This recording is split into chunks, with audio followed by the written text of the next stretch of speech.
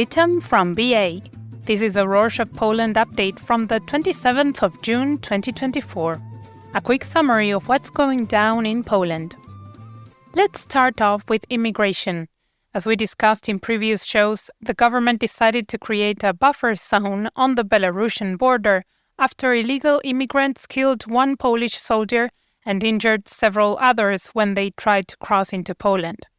Normally, a buffer zone should be free of civilians, but the main opposition, Law and Justice, said that the government allowed migration activists in the area. On Friday the 21st, politicians from the Law and Justice Party announced that they would visit the Ministry of Interior and Administration to question why the government is allowing activists in the buffer zone. The party said that those activists helped in smuggling immigrants from Belarus to Poland and obstructed the work of Polish soldiers. Law and Justice said the activists justify their presence by saying they are human rights defenders. Still on immigration, on Thursday the 20th, which marked World Refugee Day, the Law and Justice Party published a special clip saying that Poland was in danger of an illegal immigration invasion. The video was a montage that included a clip with Tusk saying, quote, "come," unquote, and right after, footage of illegal immigrants entering Poland. The party tried to imply that Tusk was responsible for bringing immigrants to the country. As a response, Tusk and his Civic Platform party accused Law and Justice of being racist on World Refugee Day and that they were lying about accepting more illegal immigrants. Also, the members of the Civic Platform argued that Law and Justice was the one that gave the most work permits to the citizens of Islamic countries during their rule between 2015 and 2023. Speaking of permits, on Monday the 24th, the Ministry of Foreign Affairs announced that the number of issued Polish visas decreased to 100,000 this year compared to 250,000 last year. The data covers the first 6 months of 2023 and 2024. Getting a visa became difficult after the government tightened visa procedures for non-Polish people in April this year. Also, as of the 1st of June, people who want a Polish visa will have to pay $145 instead of $95. Moving on to foreign affairs, from Saturday the 22nd to Wednesday the 26th, President Andrzej Duda was in China for diplomatic talks. Duda and the Chinese leader Xi Jinping discussed bilateral relations, especially on business issues. Both presidents signed a trade agreement which will be in force until 2027. They agreed to enhance trade, including the export of Polish meat and agricultural products such as beans and fresh blueberries to China. The countries will also improve their cooperation on intellectual property, patent policies, and artificial intelligence. After the meeting, Xi Jinping announced that China will lift visa requirements for Polish citizens for trips of up to 15 days starting from the 1st of July until the end of 2025. Next up, when countries join the EU, they promised to implement the necessary policies to adopt the euro as their currency. However, on Wednesday the 26th, the European Commission published a report saying that Poland does not fulfill the criteria for adopting the euro as a local currency. These criteria include price stability, sound public finances, convergence in long-term interest rates, and exchange rate stability. On that note about finances, the European Commission launched an excessive deficit procedure against Poland because the country exceeded the 3% allowance for government deficits in proportion to its GDP. The data shows Poland's government deficit was of over 3% in 2022 and 5% in 2023. As we talked about in previous shows, right after the parliamentary elections in 2023, the new government accused Daniel Obajtek of influencing people with lowered energy prices right before the election campaign and helping the Law and Justice Party win. Later, Obajtek, the former CEO of Orlen, a Polish state-owned energy giant, won the European parliamentary election and became an MP from the Law and Justice Party.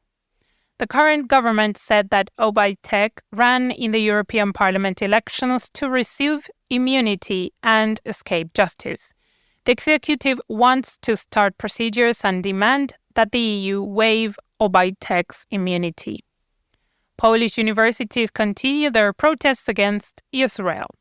Recall that last month, Warsaw University students kicked off demonstrations. On Thursday the 20th, the number of protesting universities increased to 18.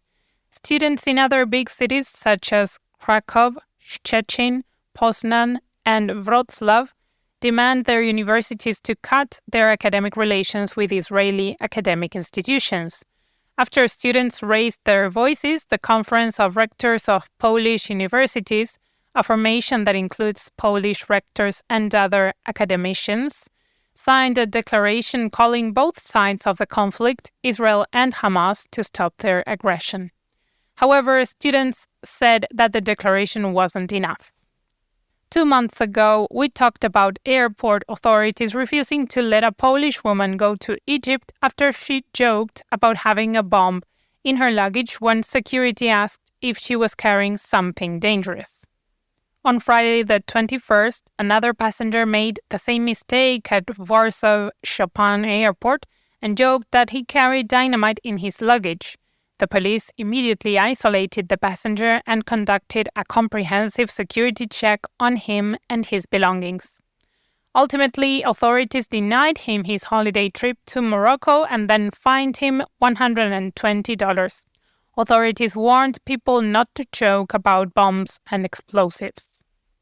Summer is not only a time for vacations, but also for seasonal work. On Wednesday the 26th, worker recruitment companies announced that they increased wages for seasonal workers to 10% because the Polish market needs seasonal employees for the summer.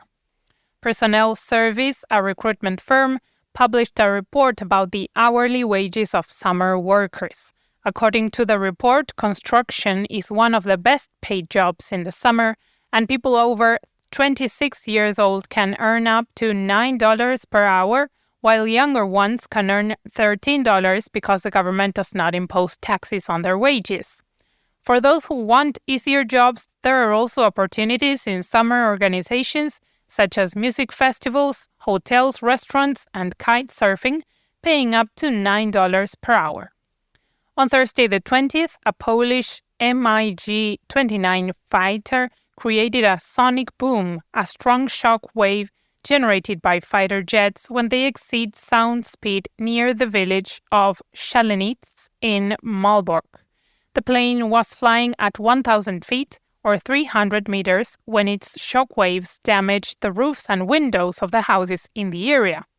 The General Command of the Armed Forces announced that they had temporarily removed the responsible pilot from his duties and launched an investigation. The Army said it would cover the cost of the damage. Let's close this edition with some cultural news. On Monday the 24th, Europe's largest Lego exhibition kicked off at the Millennium Hall Cultural and Shopping Center in the city of Rzeszów.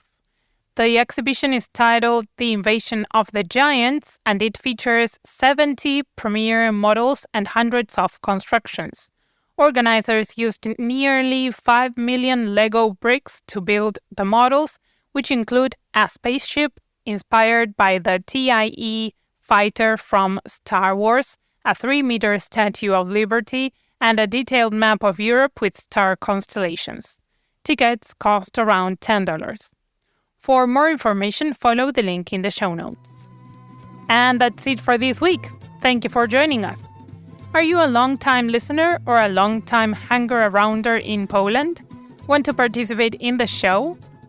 Well, this is your chance. We are looking for illustrative listener anecdotes or tips about living in Poland to share with the community of listeners. So go for it. Email us at info@rorschach.com with some relevant subject line. Do zobaczenia!